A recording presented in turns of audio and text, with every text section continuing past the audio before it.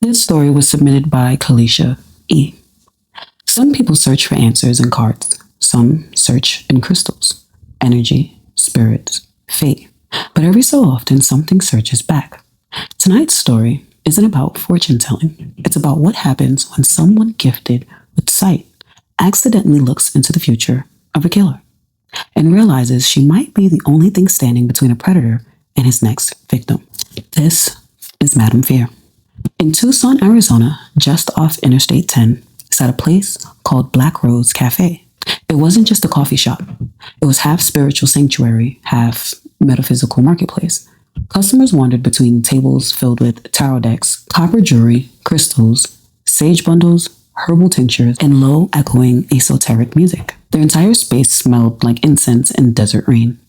That's where a clairvoyant known only as Silhouette worked. She wasn't a full-time employee. She was called in only when customers specifically requested spiritual readings. Sometimes believers, sometimes skeptics, looking for entertainment. Silhouette specialized in tarot, energy readings, and palm interpretations. She didn't read photographs. That changed the day she got a call from the cafe owners requesting an emergency session. When Silhouette arrived, a man was already waiting. He was calm, polite, almost overly relaxed. After brief introductions, he asked a strange question. "Can you read photographs?"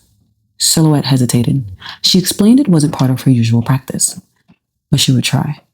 The man reached into his coat pocket and slid an old photograph across the table. It showed an older woman. Almost instantly, impressions flooded Silhouette's mind.